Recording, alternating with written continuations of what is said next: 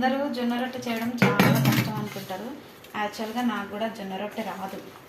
నా పెళ్ళికి ముందు, పెళ్ళి తర్వాత నేను నేర్చుకున్నాను అనమాట మా ఆయన గారి కోసము ఈజీగా. కాకపోతే మనం ఏంటంటే పిండి బాగా మెత్తగా పట్టించుకోవాలన్నమాట.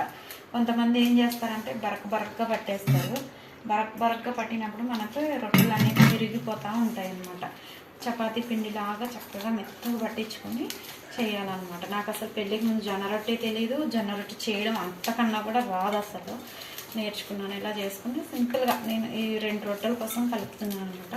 కొంచెం ఇలా బాగా కలుపుకోవాలి. ఒకవేళ మీరు ఫస్ట్ చేస్తున్నారు అంటే కొంచెం వేడి నీళ్ళతో కలుపుకుంటే ఈజీగా వచ్చేస్తుంది. పెద్ద కష్టం ఏం కాదు. సరేనా? నేనే నేర్చుకున్నాను ఫ్రెండ్స్, మీరు నేర్చుకోలేరా? చాలా ఈజీ జొన్న రొట్టె.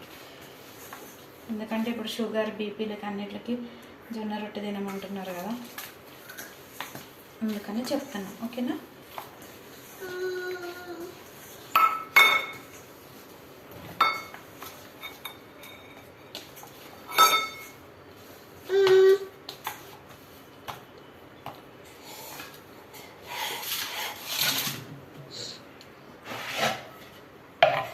నేనైతే వంటబండ మీద ఏం చెయ్యను, దీని మీద చేసేస్తాను. నేను ఇలా అలవాటు చేసేసుకున్నాను నాకు ఈజీగా. ఏదో ఎవరో చెప్పిందని కాకుండా మన చేతులకి మనకు ఎలా కంఫర్ట్ ఉంటుందో అలా చేసుకోవడం బెటర్ కదా అని అలా చేస్తున్నాను.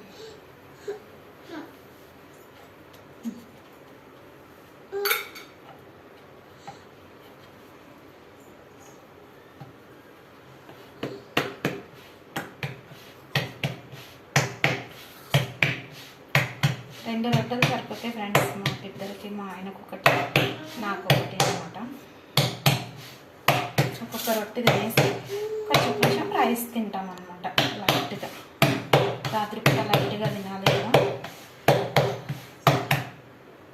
అంటే చాలామంది చాలా ప్రొఫెషనల్గా చేస్తారు. నాకు అంత బాగా రాదు, కానీ మేము తినగలిగేటట్టు ఓకే, ఇట్లా మేము తినగలిగేటట్టు వచ్చామన్నమాట.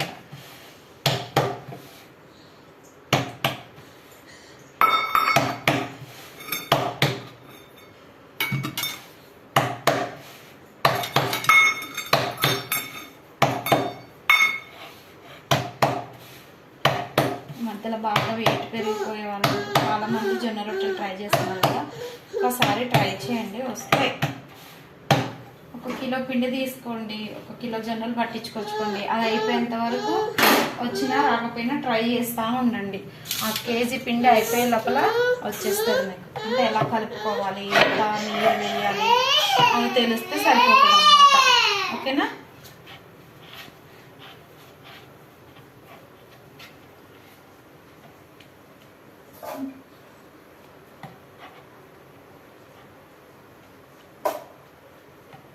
నాకు డైరెక్ట్ చేతితో పోయాలంటే భయం అనమాట.